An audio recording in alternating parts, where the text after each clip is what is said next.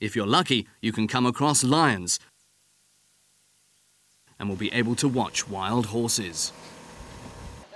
The Save the Rhino Trust has set up a rhino camp in the Damaraland. Guests stay in tents and have the opportunity to go stalking rhinos. The project, Children in the Wilderness, helps to make children of disadvantaged families aware of the importance of protecting the environment. The project is under the patronage of the wife of the Namibian Prime Minister.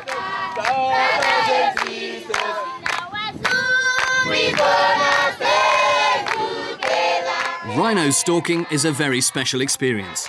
Namibia is still one of the countries in the world where you can find the black rhinos, an endangered species. Guided by experienced rangers of the Save the Rhino Trust, you can see the rare animals in their natural habitat. By plane or car, it is possible to get to even remote camps in the Damaraland. They offer all the comforts guests require. Apart from the well-set main building, this lodge has exclusive tents with their own brick-laid bathrooms. The highlight of a visit to the Damaraland is an encounter with a group of desert elephants.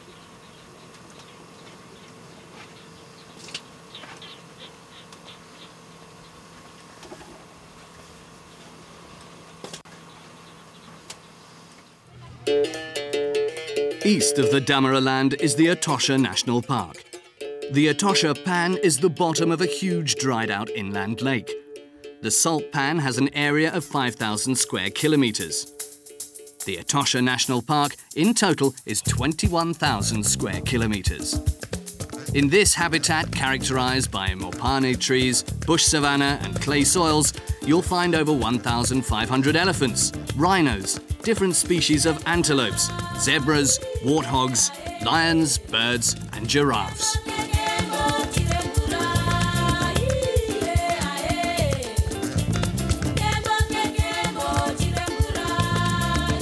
You can easily drive by bus or by car to the water holes of the national park, or watch the animals at the water hole close to the rest camp.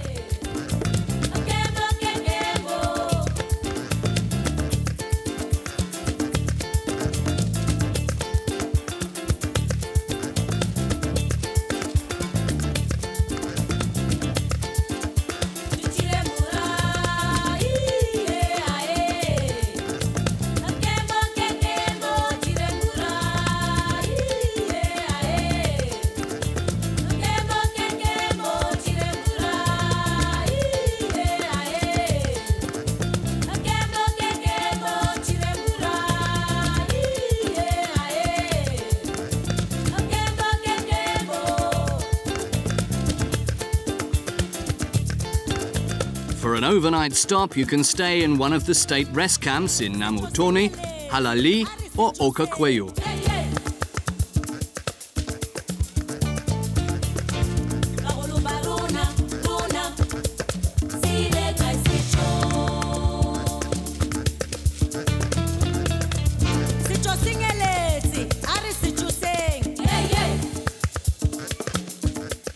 You can also choose to stay in one of the numerous high-class lodges at the edge of the Etosha National Park.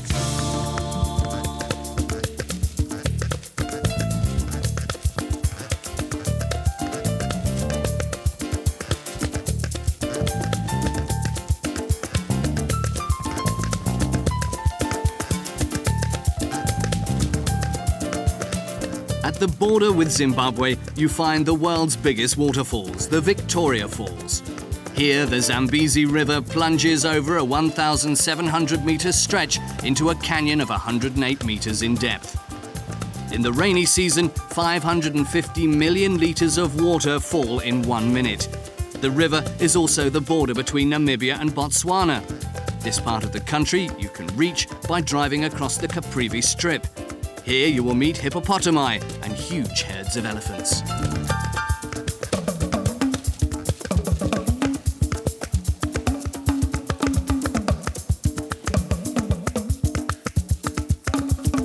This part of the country is also the home of the water buffalo.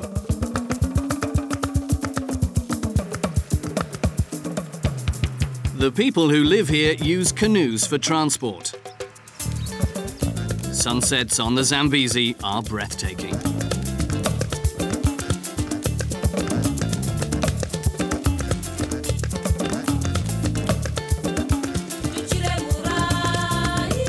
The villages in the north and in the Caprivi have so far been undisturbed by tourists. Nowadays, it is, however, possible to visit some of them. The people there will show you how they live.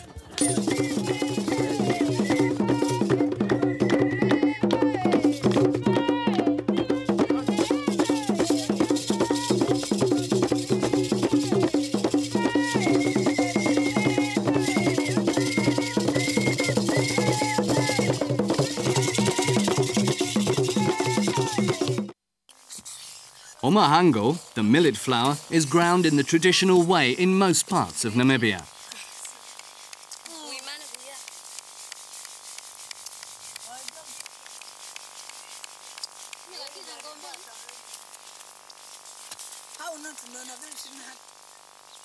For many people here, work in the fields takes up most of the day.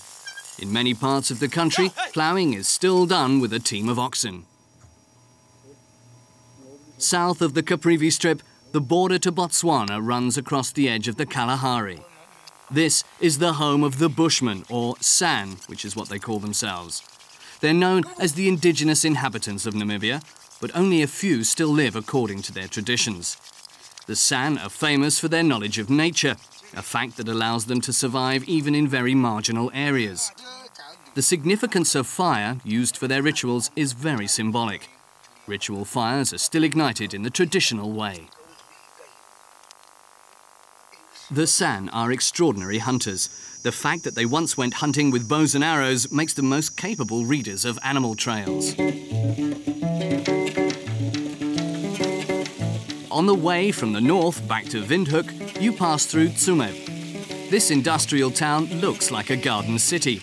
Most amazingly, because in the local mines, copper, zinc and lead are obtained, which is the reason for the railway to Swakopmund. The little museum pays tribute to the history of Tsumeb. Continuing south, you come to the Waterberg Plateau. This formation, with its circle of steep descending slopes, offers a natural shelter for the animals. This is the reason why, on the plateau of 48 kilometres length and 8 to 16 kilometres width, an animal reserve has been set up. In the state rest camp at the foot of the plateau, you can stay overnight.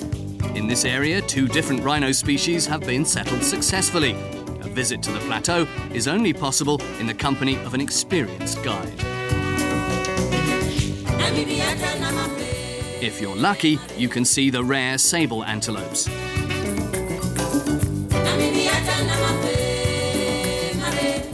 We've now reached the end of our round trip of Namibia. You can once again experience the life of the Namibian capital. You'll have the time now to review the impressions of your trip, either at the poolside or in your comfortable hotel room.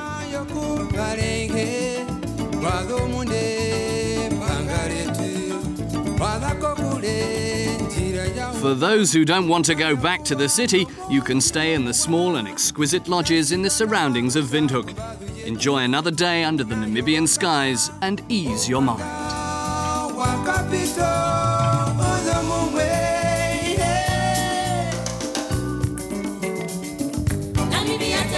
You're also free to visit a typical Namibian farm.